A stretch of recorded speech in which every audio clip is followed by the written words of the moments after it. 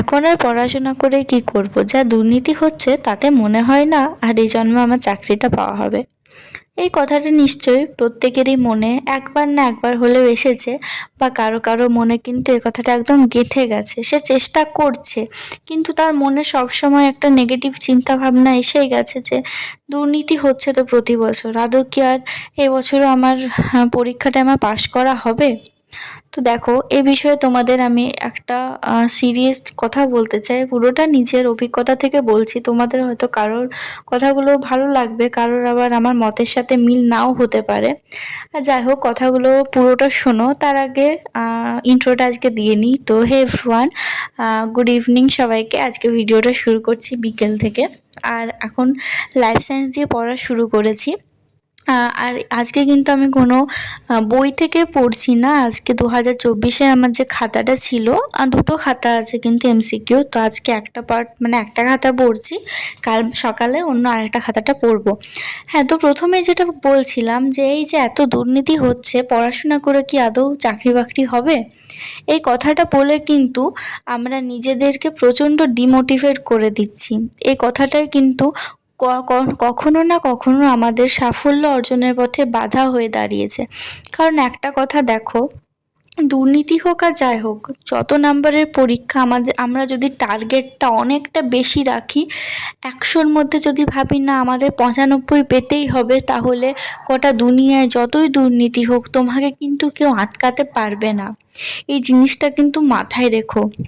আর তার সাথে বলি, এই বছর এএনএম জিএনএম এর সাথে আগের বছরের তুলনা করলে কিন্তু হবে না। কারণ একটা কথা তো তোমরা সবাই মানছো যে এবছর কিন্তু কোয়েশ্চেন অনেকটাই ইজি এসেছে অন্য বছরের থেকে। তার সাথে সবাইকে 5 নম্বর এক্সট্রা দেওয়া হয়েছে। সেই কারণে কিন্তু র্যাঙ্কটা অনেকটাই বেড়ে গেছে, মানে যারা 50 থেকে 60-এর মধ্যে আছি, বিশেষ করে তাদের র্যাঙ্কটাই প্রচণ্ড হয়ে গেছে। এবার একটা কথা দেখো, এএনএম জিএনএম এর টার্গেট কিন্তু আমরা সকলেই ওই 60, 65, 70 এই মতনই রাখি। কেউ কিন্তু তার থেকে বেশি অবশ্যই রাখি না, কারণ এটা একটা হয়ে এসেছে যে সাধারণত জেনারেলদের 65, 70 এই মতো পেলেই কিন্তু হয়ে যায় চান্স। কিন্তু কোন বছর কোয়েশ্চেন কেমন আসবে সেটা আমরা কেউই জানি না। তাই আমি নিজে ঠিক করেছি এরপর থেকে আর ওই 60, 70-এর গণ্ডিতে থেমে থাকবো না। এরপর থেকে আমাকে ফুল মার্কসের জন্যই টার্গেট রাখতে হবে, না হলে কিন্তু কোনো বছরই আমার দ্বারা কিছু হবে না। শেষে এই সমাজ ব্যবস্থাটাকে শুধু দোষই দেওয়া হবে, আর আমার ভাগ্যে জুটবে শুধু ডিপ্রেশন।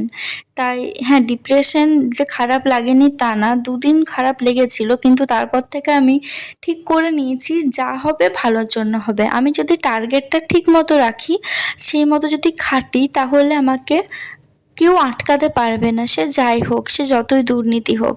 তাই তোমাদেরকেও একটাই কথা বলবো, এইসব দিকে কিন্তু বেশি মাথা একদমই ঘামিও না, নিজের টার্গেটটা বেশি রাখো।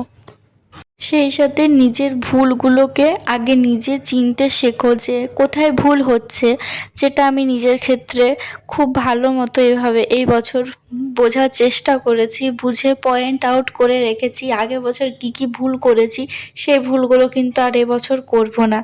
এভাবে যদি একটা নিজের মনকে শক্ত করি, একটা প্ল্যান বানিয়ে যাই, তাহলে মনে হয় না আমার কোনো পরীক্ষায় আমাদের কাছে খুব একটা কঠিন লাগবে।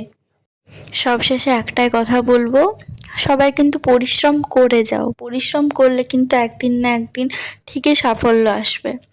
আজকের ভিডিওটা বড় করছি না, সবাই ভালো থেকো।